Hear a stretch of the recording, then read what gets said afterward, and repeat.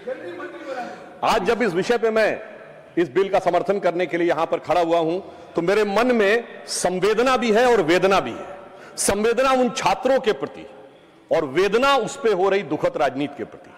माननीय सभापति महोदय, जैसे अभी झा साहब ने बोला था कि उनका स्टेक है, तो इस सदन में मैं एक नेता के रूप में नहीं, एक सांसद के रूप में नहीं, मैं इंजीनियरिंग का कॉम्पिटिटिव एग्जाम क्वालिफाई करके बने हुए एक छात्र के रूप में और बाद में इंजीनियरिंग के शिक्षक के रूप में मैंने छात्र और शिक्षक दोनों रूपों में बच्चों के उस भाव को अनुभव किया है कि अगर उनको लगता है कि उनकी परीक्षा में कुछ गड़बड़ हो गई तो उनके मन का क्या भाव होता है, यह मैंने अनुभव किया। और मैं याद दिलाना चाहता हूं, जिस जमाने में हमने एग्जाम दिए थे, एंट्रेंस एग्जाम आईटीज के, जिस जमाने में राजीव गांधी जी थे, तो मैं याद दिलाना चाहता हूं फिजिक्स, केमिस्ट्री, मैथ के साथ साथ इंग्लिश का एग्जाम होता था। और जब तक इंग्लिश क्वालिफाई ना करें, फिजिक्स, केमिस्ट्री, मैथ की कॉपी नहीं जचती थी, तमाम बच्चे इसलिए नहीं आ पाते थे और अगर वो सेलेक्ट हो जाएं तो वो छोड़ के चले जाते थे, क्योंकि वो घबरा जाते थे। हमारे उत्तर प्रदेश से बहुत लोग थे, मगर आज प्रधानमंत्री श्री नरेंद्र मोदी जी के नेतृत्व में 13 भाषाओं में एग्जाम होता है और 13 भाषाओं में मेडिकल और इंजीनियरिंग की पढ़ाई होती है। और आज जो युवा पीढ़ी है, तरुणाई है, वो आज नई ऊंचाइयों पर जा रही है। अभी प्रधानमंत्री जी ने बताया, फिजिक्स ओलंपियाड में हमने ज्वाइंट रूप में सही 5 गोल्ड मेडल पाकर टॉप किया। केमिस्ट्री, बायोलॉजी और मैथ के ओलंपियाड में शानदार प्रदर्शन हमारे बच्चों ने किया। आप अगर देखें तो अभी स्काई रूट कंपनी ने भारत का first space satellite Vikram 1 launch किया और जिसकी एवरेज एज 28 साल है। और यह भी याद करिए, इस समय हमारे बच्चों के, युवाओं के प्रतीक कौन? गुकेश डोमराजू, जो 18 साल की उम्र में वर्ल्ड चेस चैंपियन बना। वो देवव्रत महेश रेखे, जिसने 19 साल की उम्र में दंडकम पारायण शुक्ल यजुर्वेद का करके दिखा दिया। यह है हमारी एक्चुअल जेन जी की प्रतिभा और इस प्रतिभा को निखारने और संवारने के लिए हमारी सरकार पूरी तरीके से प्रतिबद्ध है। और वो कितनी संवेदनशील है, उसका प्रमाण उपसभापति महोदय यह है कि हमारे इसी सदन के नेता माननीय नड्डा जी और पीएमओ में राज्य मंत्री जितेंद्र सिंह जी दोनों गए और उन्होंने सोनम वांगचुक जी का अनशन समाप्त करने में सफलता हासिल की। पर संवेदनशीलता के अलंबरदारों से मैं पूछना चाहता हूं, स्वतंत्र भारत का पहला आमरण अनशन हुआ था 19 अक्टूबर 1952 को पोट्टाभी श्रीरामुलु ने। किस लिए? कि तेलंगाना, आंध्र को अलग किया जाए। मगर सभापति महोदय, 15 दिसंबर 1952 तक और उनकी मृत्यु हो गई उस आमरण अनशन में, मगर सरकार के कान पर जूं नहीं रोगी थी। यह दिखाता है कि कितनी संवेदनशीलता थी और कितना। फिर हमारी सरकार ने जो भी कार्य किए, 2 चक्र की वार्ता की माननीय नड्डा जी ने और माननीय जितेंद्र सिंह जी ने। उसके बाद फास्ट ट्रैक कोर्ट का अनाउंसमेंट प्रधानमंत्री जी ने किया, कैबिनेट में कठोर प्रावधानों वाला बिल पास किया, मध्य रात्रि में छात्रों के लिए संदेश किया और छात्रों की भावनाओं का सम्मान करते हुए हमारे शिक्षा मंत्री धर्मेंद्र प्रधान जी ने इस्तीफा दिया, जिन्होंने अपने कार्यकाल में कई उल्लेखनीय सकारात्मक कदम उठाए थे। और उसके बाद प्रधानमंत्री जी ने श्री नंदन नीलकर्णी जी के नेतृत्व में एक हाई पावर टास्क फोर्स बनाई। मगर सभापति जी, मैं समझ नहीं पाता हूं, हाई पावर टास्क फोर्स के सदस्यों का, विद्वान सदस्यों का उल्लेख करते हुए ये गोमूत्र कहां से बीच में आ जाता है? यानी समझ में नहीं आता है, जिसका कोई रेलेवेंस नहीं उस टॉपिक से। तो मैं बताना चाहता हूं, जिनको गोमूत्र की भी समस्या है, तो मैं उन्हें बताना चाहता हूं, गोमूत्र का anti bacterial, anti fungal, medicinal value के लिए यूएस में पेटेंट है and the patent number is 6410059। और गोमूत्र का बायो एनहांसर के रूप में यूएस में साइंटिफिक पेटेंट है 6896907। मगर सर क्या करें, दिमाग में मैकाले मार्क्स का गोबर भरा हुआ है, तो उन्हें कहां से समझ में आएगा? सर, अगर यह आत्मविश्वास होता, जैसे प्रधानमंत्री जी ने all India institute of Ayurvedic science जो बनाया, ये 50 साल पहले बन गया होता, तो सभापति महोदय हमें हल्दी, नीम और तुलसी के पेटेंट के लिए लड़ाई नहीं करनी होती। हम आज लीडर बन के खड़े होते हैं। मगर क्या बताएं, ये विज्ञान में पश्चिम के अंधभक्त हैं और उस अंधभक्ति की कीमत इस देश ने चुकाई, मगर प्रधानमंत्री जी ने आकर उसको एक नई राह दिखाई है। मैं ये भी बताना चाहता हूं, हम इस विषय को लेकर किसी भी प्रकार का मजाक नहीं करते। हम पूरी तरीके से संवेदनशील होकर कार्य कर रहे हैं और इस गंभीरता के लिए जो ये बिल आया है, हमारे 3 मूल मंत्र हैं। छात्रों के प्रति संवेदनशीलता, शिक्षा व्यवस्था के लिए व्यवस्था की सुदृढ़ता और पेपर लीक जैसे अपराध के लिए कानूनी कठोरता। Which I can say in English, we are having a sensitive approach, secure process and a stringent law. So SSS is our main motto, how to ensure these things. और मैं यह भी कहना चाहता हूं कि इस विषय पे 2 पक्ष हैं, एक लीगल यानी वैधानिक पक्ष, और दूसरा है राजनीतिक पॉलिटिकल पक्ष। हम दोनों, पहले मैं लीगल पक्ष के ऊपर बात करूंगा, फिर पॉलिटिकल पक्ष के ऊपर। मगर हमारी सरकार ने यह प्रतिबद्धता दिखाई है कि जब छात्रों के भविष्य की बात आए तो ऐसा कठोर कानून बनाया है कि पेपर लीक करने वाले माफियाओं का मनोबल गिरना नहीं चाहिए, मनोबल जमींदोज हो जाना चाहिए। और इसके लिए 2024 के एक्ट के सेक्शन 11 के सबसेक्शन 2 में यह स्पष्ट किया गया है कि यदि कोई संगठित पेपर लीक करता है तो 1 करोड़ रुपए से उसको आर्थिक दंड को 10 करोड़ रुपए किया गया है। इसका उद्देश्य यह है कि यदि कोई ऐसा करता है तो उसकी आर्थिक ढांचा जमींदोज हो जाना चाहिए। सबसेक्शन 1 में 5 वर्ष के कारावास को 7 वर्ष किया गया है और 7 वर्ष के कारावास को 10 वर्ष किया गया है। 2024 के एक्ट के सेक्शन 10 में संशोधन किया गया है कि यदि कोई व्यक्तिगत रूप से इसका दोषी पाया जाता है तो 50 लाख रुपए का होगा फाइन। माननीय मंत्री जी ने कहा था कि सर्विस प्रोवाइडर के ऊपर भी कड़ा शिकंजा करने की व्यवस्था की गई है। तो यदि कोई सर्विस प्रोवाइडर या मैनेजर होता है तो उस पर 1 करोड़ रुपए का फाइन और सजा जो है वो 10 वर्ष तक की हो सकती है। परंतु मैं कहना चाहता हूं सभापति महोदय, कानून कितना भी कठोर हो वो तब तक प्रभावी नहीं हो सकता जब तक जांच द्रुत गति से ना हो। तो इसमें यह प्रावधान किया गया है 2024 के एक्ट के सेक्शन 12 में, सेक्शन 12 और बी, ए एंड बी, दो नए संशोधन किए गए हैं जिससे जांच एजेंसी को 2 महीने के अंदर ही अपनी जांच पूरी करनी है। और पहले प्रावधान यह था कि केवल सेंट्रल एजेंसीज करेंगी, अब स्टेट्स को इंपावर किया है कि वो चाहे तो स्पेशल टास्क फोर्स अपनी बना सकते हैं और उसे भी 2 महीने के अंदर जांच देनी होगी। यानी स्टेट्स को भी पावर दिया है और उसके लिए स्पेशल टास्क फोर्स की व्यवस्था भी की है। परंतु सभापति महोदय, जांच कितनी भी द्रुत गति से हो, जब तक न्याय द्रुत गति से ना हो तो भी समस्या होती है। तो इसमें यह व्यवस्था की गई है, सेक्शन 12 में यह प्रावधान किया गया है कि स्पेशल ट्रैक कोर्ट बनेंगे, फास्ट ट्रैक कोर्ट बनेंगे जो डे टू डे बेसिस के ऊपर हियरिंग करेंगे और इसके लिए कोई भी राज्य या केंद्र शासित राज्य या प्रदेश उच्च न्यायालय के मुख्य न्यायाधीश की अनुशंसा के ऊपर डेजिग्नेटेड कोर्ट का गठन कर सकेगा। परंतु सभापति महोदय, कई बार न्याय में बीच में लोग लूपहोल निकाल लेते हैं, तो यह भी व्यवस्था की गई है यदि कोई कानूनी दावपेच निकालकर बचना चाहे तो कोई स्पेशल टास्क फोर्स के आदेश या निर्णय को चैलेंज करना चाहे तो उसे हाई कोर्ट में 2 जजेस बेंच में ही जाना पड़ेगा और उस अपील का डिस्पोजल 3 महीने के अंदर करना पड़ेगा। यानी हर प्रकार की व्यवस्था को सुनिश्चित किया गया है। तो यदि मैं एक लाइन में कहूं तो इस विधेयक में पेपर लीक पर कठोर दंड, समयबद्ध जांच और त्वरित न्याय, तीनों का ही समस्त प्रावधान किया है। इसके लिए मैं सरकार को धन्यवाद और साधुवाद देना चाहता हूं। और इतना ही नहीं, विगत 12 वर्षों में हमारी सरकार ने शिक्षा व्यवस्था के लिए क्या क्या किया है वो बहुत सारा विस्तार लोग बता चुके हैं कि IITs 15 से 23 हुई, IIMs 15 से 21 हुई, एम्स 7 से 20 हुए, मेडिकल कॉलेज 387 to 808 हुए, टोटल यूनिवर्सिटी 760 से 1338 हुई, अंडर ग्रेजुएट MBBS सीट 151% बढ़ी, PG सीट 140% बढ़ी और 15,000 करोड़ रुपए का निवेश किया गया है ताकि आने वाले वर्षों में 10,000 नई मेडिकल सीट्स का गठन हो सके। सरकार ने 50,000 करोड़ रुपए का निवेश 2023 में अनुसंधान रिसर्च फाउंडेशन के लिए किया है और यह भी व्यवस्था की है कि 6,000 हमारे जो कॉलेज है 6,300 संस्थाओं में वन नेशन वन पोर्टल, ताकि इंटरनेशनल जो हमारे जर्नल्स होते हैं वो फ्री में अवेलेबल हो। 13,000 टॉप जर्नल्स आप कोई भी बच्चा जाके वहां से डाउनलोड कर सकता है। और इतना ही नहीं है सभापति महोदय, विगत 12 वर्षों में QS वर्ल्ड रैंकिंग में, जहां 2014 से पहले हमारे संस्थानों की संख्या सिंगल डिजिट में थी, आज 54 इंस्टीट्यूट हमारे ऐसे हैं जो QS वर्ल्ड रैंकिंग के ऊपर जिनकी रैंकिंग होती है। और मैं यह भी बताना चाहता हूं, आज भारत की शिक्षा व्यवस्था के प्रति क्या आकर्षण उत्पन्न हो रहा है। 58,000 से अधिक विदेशी छात्र आके पढ़ रहे हैं।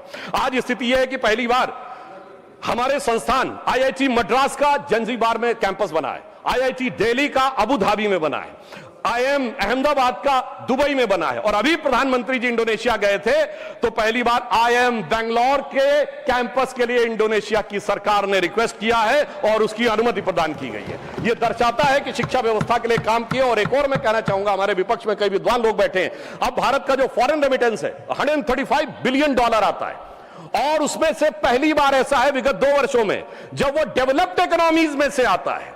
यानी हमारा जो टैलेंटेड यूथ है, जो जाके जिसको आप हाई लेवल स्किल वाले जॉब्स कहते हैं, उनमें से करके वो ला रहा है। तो यह दिखाई पड़ता है कि हम कितने सही ढंग से काम कर रहे हैं। माननीय खड़गे जी ने बोला था कि साहब हमने उनसे सीखा और हम ही जो है वो उनसे सीखने के बाद ये नीट का और NTA का विषय लाए। तो मैं कहना चाहूंगा, माननीय मंत्री जी ने बोला था कि 1992 में अवधारणा दी थी और उसके बाद 2014 तक राह देखते ही रहे। इसे कहते हैं आह को चाहिए एक उम्र असर होने तक। तो इसलिए मैं कहना चाहता हूं वो वास्तविकता में मोदी जी की प्रतिबद्धता से वह विषय सफल हुआ। और मैं उस डिटेल में नहीं जाना चाहता, बहुत सारे डिटेल्स माननीय मंत्री जी ने बताए किसके कालखंड में क्या क्या पेपर लीक हुए, पर एक उदाहरण देना चाहता हूं। ये तो अपने नेताओं के प्रति संवेदनशील नहीं है। मैं याद दिलाना चाहता हूं, राजस्थान में कांग्रेस के शासन काल में एक यात्रा निकली थी, पदयात्रा, अजमेर से जयपुर तक। सचिन पायलट जी ने यात्रा निकाली और कहा पेपर लीक कितने हो रहे हैं कि मैं छात्रों के हित में पदयात्रा निकाल रहा हूं। मगर अफसोस कि उन्होंने उसके ऊपर कहीं कोई शिकन नहीं आई। उन्होंने, और सुनिए, इनके मुख्यमंत्री ने बोला, बात रिकॉर्ड पे जा रही है, इनके मुख्यमंत्री ने बोला मैं तो जादूगर हूं, सब ठीक कर दूंगा। और उस समय सचिन पायलट जी का मीडिया में बयान है जिसमें उन्होंने कहा पेपर लॉक में था, लीक हो गया। ये कैसी जादूगरी है? अब मैं बताना चाहता हूं, आज मैं पूछना चाहता हूं, विपक्ष की सरकारों में जहां पेपर लीक हुए हैं, क्या वही मानदंड होगा जो हमारी सरकार के लिए है? पंजाब हो, झारखंड हो या कर्नाटक हो, क्या एक मंत्री के लिए एक रूल रहेगा या हर मंत्री के लिए अलग अलग रूल रहेगा? अब बॉल इनके कोर्ट में है और इन्हें तय करना है। मगर मैं याद दिलाना चाहता हूं, हमारे सदन के एक सम्मानित सदस्य जो अभी अभी आए हैं, श्री कपिल सिब्बल जी, जो बहुत प्रख्यात वकील हैं और ज्यादातर विवादास्पद विषयों के प्रख्यात वकील रहे हैं, उन्होंने शिक्षा मंत्री रहते हुए यह वकालत करने चले गए कि साहब हम बच्चों को लीगल एड देंगे। इनके शिक्षा मंत्री रहते हुए 2009 से 12 में सिर्फ, सर 2010 में रेलवे रिक्रूटमेंट बोर्ड, 2011 में all India engineering entrance examination, 2011 में हरियाणा बोर्ड और 2012 में एम्स। सर आप समझिए, मैं कहना चाहूंगा, यानी जिस पर होना चाहिए था इल्जाम, वो लेके आ गया वकालत का पैगाम। अब पता नहीं है छात्रों का करेंगे काम या करेंगे छात्र हितों का काम तमाम। मुझे लगता है कि आज सारे के सारे, और मैं एक और बात कहना चाहता हूं, हमारे बहुत से लोगों ने यह कहा कि नीट को समाप्त कर देना चाहिए। मैं सभापति महोदय बताना चाहता हूं, जब नीट नहीं थी 2016 में, तो क्या होता था? प्राइवेट कॉलेजेस की सीटें नीलाम हुआ करती थी, लाखों लाख रुपए में। वो गरीब और मध्यम वर्ग के बच्चे को तो कभी उसके लिए स्वप्न से बाहर था कि 25 लाख 50 लाख रुपए देकर एडमिशन पाएगा, पीजी में कहीं 1-1 करोड़ रुपए देकर एडमिशन पाएगा। मगर आज प्रधानमंत्री जी ने जो काम किया है इस साल के नीट में, कैसे कैसे बच्चों को अवसर मिला। कुछ उदाहरण देना चाहूंगा। राजस्थान के बाड़मेर में एक दिहाड़ी मजदूर लखा की बेटी को और बूंदी में राजस्थान की सूरज सैनी को मौका मिला है। भागलपुर का सूरज कुमार या रायसेन के मध्य प्रदेश का आदर्श लोधी या लखनऊ की वो नीलू जिसकी मां घरों में काम करती थी, गोरखपुर का वो विशाल तिवारी जिसके पिता ऑटो रिक्शा ड्राइवर थे, मुजफ्फरनगर का वो मोहम्मद सुहेल जिसके पिता ई रिक्शा चलाते थे। सभापति जी, इन बच्चों के अरमान पूरे होने का यदि श्रेय किसी व्यक्ति को जाता है तो प्रधानमंत्री श्री नरेंद्र मोदी जी को। इन बच्चों के अरमान पूरे हुए, मगर जो कैपिटेशन फीस लेके सैकड़ों करोड़ प्रति वर्ष कमाते थे, उनके अरमानों पे बिजली गिरी है। और उस बिजली गिरने के कारण एक कहावत होती है कि तन बदन में आग लगना, मगर सभापति जी इनके तन बदन और धन तीनों में आग लगी हुई है। और मैं कह सकता हूं कि आज जिस प्रकार की आग ये लगाने का प्रयास करते हैं, मैं याद दिलाना चाहता हूं सर, इनकी पार्टी के वरिष्ठ नेता 2024 में क्या बोलते हैं इंजीनियरिंग और मेडिकल के इंट्रेंस टेस्ट में, कि जो क्वेश्चन बनते हैं वो अमुक जाति के लोग बनाते हैं, इसलिए अमुक जाति के लोग उसमें ज्यादा सेलेक्ट होते हैं, और दूसरी जाति के बने तो कौन से। मैं समझ नहीं पाता हूं कि moving charge in magnetic field या इलेक्ट्रोमैग्नेटिक इंडक्शन का अगर कोई फार्मूला होगा उसमें जात कहां से आ गई। सभापति जी 9th क्लास में मैंने पढ़ा था, अगर सेंट्रीग्रेड को फॉरेन हाइट में चेंज करना है तो C/5 = M-32/9 होता है। अगर ये सवाल पूछा जाएगा तो सवाल और जांचने वाले में जात कहां से आ गई। मैं जेनजी से कहना चाहता हूं, समझिए इनके खतरनाक इरादे। ये उस समय भी आपको गुमराह करने में लगे हुए थे, और आज आदरणीय खड़गे जी ने कहा कि SC ST OBC के रिजर्वेशन के बारे में, सभापति महोदय शिक्षण संस्थाओं में SC ST OBC का रिजर्वेशन, बिजला जी ने बोला था सर, जैसे ही दूसरा वाला वोट बैंक दिख जाता है, AMU SC ST OBC reservation साफ, Jamia Millia Islamia SC ST OBC का रिजर्वेशन साफ, कश्मीर में SC ST रिजर्वेशन देने की जरूरत ही नहीं है। हजारों संस्थाओं को माइनॉरिटी घोषित करके SC ST OBC का रिजर्वेशन साफ। और याद करिए सर, कश्मीर में यह प्रावधान था कि वाल्मीकि समाज की एक बच्ची जब वो PhD करके गई कि यूनिवर्सिटी में लेक्चरर बनना है, तो उससे कहा गया तुम्हारे डोमिसाइल के हिसाब से तो सिर्फ सफाई कर्मचारी बन सकते हो। और ये लोग आके आज मनुस्मृति की बात करते हैं। मुझे लगता है कि आज वो धारा 370 हटने के बाद उन्हें वास्तविक अधिकार मिला है। और मैं ये भी कहना चाहूंगा, इतना ही नहीं सर, रिजर्वेशन में इन्होंने ऐसी घुसपैठ की है माइनॉरिटीज की कि अभी एक केस जो था हाईकोर्ट ने क्वैश किया है पश्चिम बंगाल सरकार का। सर, इन्होंने ओबीसी के आरक्षण में ऐसा किया, आगे का दरवाजा खोला, पीछे का दरवाजा खोला और रोशनदान भी खोल दिया कि किस प्रकार से अपने वोट बैंक के सारे लोगों को माइनॉरिटी में लाया जा सके। अब मैं यह भी कहना चाहता हूं सर, खड़गे जी ने जो कुछ भी बोला, अब उस विषय के ऊपर मैं बोल चुका हूं, इसलिए मैं दोबारा नहीं बोलना चाहता, मगर फिर मैं बताना चाहता हूं, आज समाज में जो लड़ाई लगाने की बात की जाती है, आई जस्ट रिपीटिंग क्विकली कि डॉक्टर अंबेडकर ने अपनी किताब हु और शूद्राज में chapter number 1 page number 1 paragraph number 3 में लिखा है, there is no connection of modern day schedule caste with the Vedic age Shudras. Second, उन्होंने द अनटचेबिलिटी में लिखा है, पेज नंबर 155 पे आप कहेंगे तो मैं अभी आपको ऑथेंटिकेट कर सके दे सकता हूं, जिसमें उन्होंने लिखा देयर वाज नो अनटचेबिलिटी मनुदेरा started on 4th century, subsequent become on 8th century. अब 8th सेंचुरी से इस देश में क्या हुआ था, ये भी याद रखने की जरूरत है। पर मैं ये कहना चाहता हूं सर एक और बात, कि आज जो लोग कॉम्पिटिटिव एग्जाम वाले बच्चों के लिए कि नेता बनने का प्रयास कर रहे हैं, सर उन्होंने कभी जिंदगी में कंपटीशन देखा है? कभी नहीं देखा सर। ये वो नेता हैं जिन्होंने एजुकेशन में कंपटीशन नहीं देखा, नौकरी में कंपटीशन नहीं देखा, पॉलिटिक्स में कंपटीशन नहीं देखा, और अपनी पार्टी में तो ऐसी रेस दौड़ते थे जिसमें एक ही आदमी दौड़ा होता था। तो आप सोचिए कि जिन्होंने कभी रियल में कॉम्पिटिटिव एग्जाम क्वालिफाई नहीं किया, मतलब फेस ही नहीं किया। दूसरी तरफ हमारे नेता नरेंद्र मोदी जी जमीन से एक एक परीक्षा को पूरे करते हुए किस प्रकार से उभर कर सामने आए, तो साफ समझा जा सकता है। मैं सर कोट करना चाहता हूं, सर दुनिया की सबसे बड़ी, सर आपने अपने टर्म में बोलिए, दुनिया की सबसे बड़ी कंपनी एनवीडिया के चीफ सर जेनसेन हुआंग ने 23 सितंबर 2024 को कहा है, एनवीडिया के सीईओ ने, उसने कहा whenever I meet PM Modi I find an incredible student in him.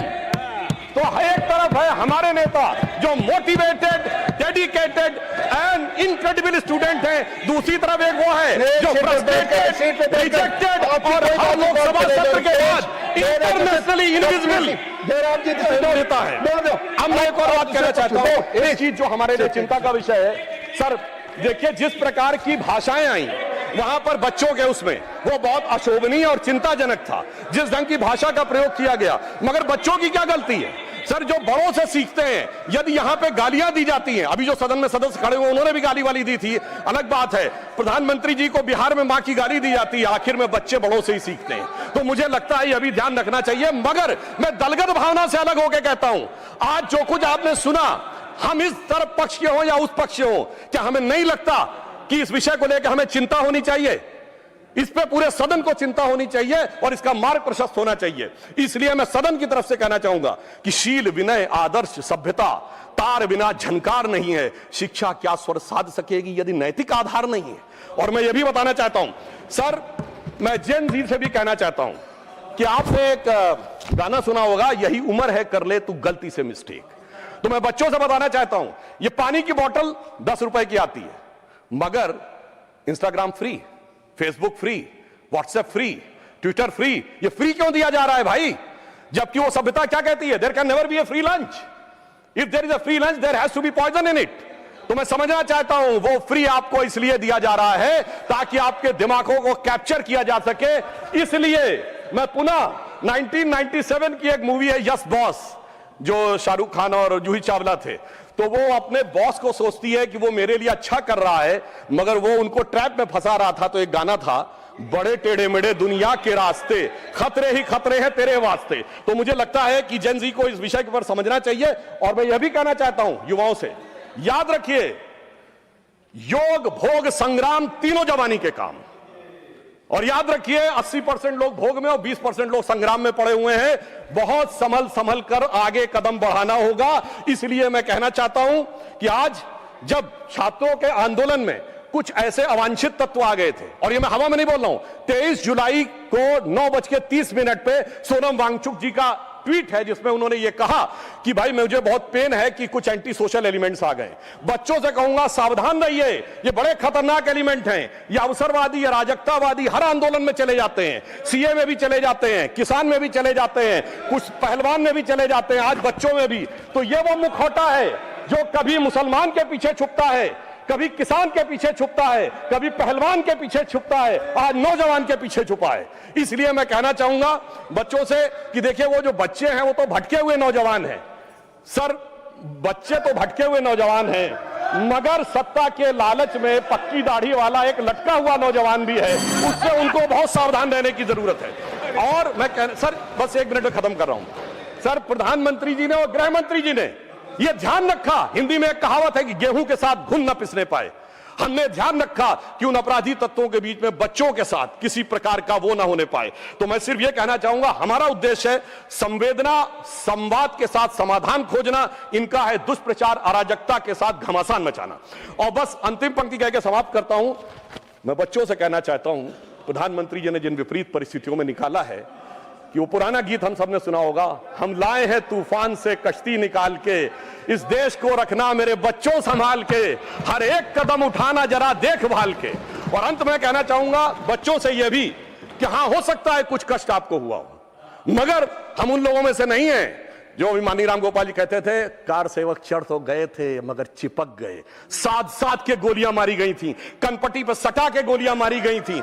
इसलिए मैं यह भी कहना चाहता हूं सर, अंत में प्रधानमंत्री जी की तरफ से बच्चों के लिए और युवा पीढ़ी के लिए कि चमन को सींचने में पत्तियां कुछ झड़ गई होंगी, यही इल्जाम हम पर लग रहा है बेवफाई का, मगर कलियों को जिसने रौंद डाला अपने हाथों से, वही दावा करे हैं चमन की रहनुमाई का। धन्यवाद। माननीय सदस्यगण प्लीज।